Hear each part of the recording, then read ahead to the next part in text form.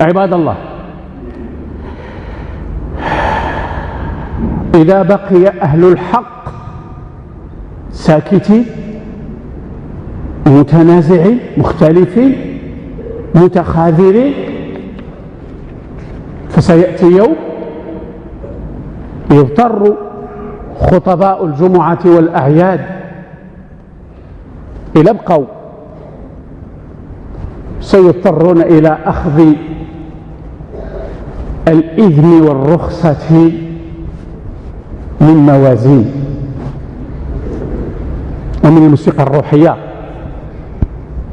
غادي يجي وقت اللي ما يمكنناش نطلعوا فوق المنابر حتى يعطيونهم الإذن، ومن معامل الخمور ومن الأبناك الربوية ومن الجمعيات الإلحادية ومن المكتب السياسي اليهودي ومن المكتب السياسي والقنصليات والسفارات الأمريكية وغيرها حتى يسمحوا لنا. أما الإذن ديال المجالس العلمية ولا الإذن ديال وزارة الأوقاف ما غادي يبقى ياكل والو.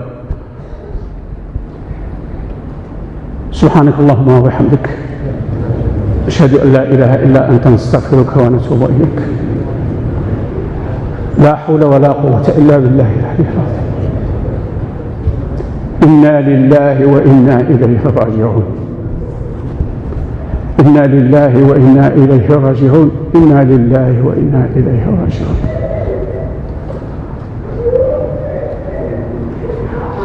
اللهم صل وسلم وبارك على سيدنا محمد وعلى آله الطيبين الطاهرين.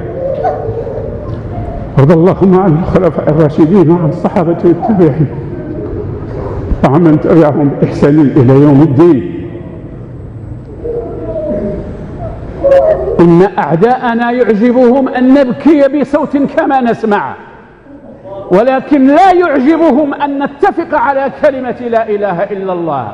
كفانا بكاء وكفانا ضعفا وتخاذلا وعجزا. اللهم ارض عن الخلفاء الراشدين وعن الصحابة التابعين وعن من تبعهم بإحسان إلى يوم الدين. اللهم وفق عاهل المغرب الملك محمد السادس إلى سبيل الهداية والرشد، وأيده بالحكمة والسداد، واجعله للحق وضدا على الفساد، واشدد اللهم أزره بأصلح العباد، واكفيه اللهم بألطافك ضلالات الجهال ومكائد الحساد، واجبر اللهم أحوال المسلمين في سائر البلاد. اللهم قو إيماننا وأصلح نياتنا وسددنا في أفكارنا وأقوالنا وأعمالنا، وخذ بنواصينا إليك على منهج نبيك وسيلة أحبائك وأوليائك. اذكروا الله يذكركم، اذكروا الله، اذكروا نعمه يزدكم، واذكروا عزته وبطشه، واحذروا غضبه فإنه على كل شيء قدير. غفر الله لي ولكم ولجميع المسلمين، آمين. الحمد لله رب العالمين.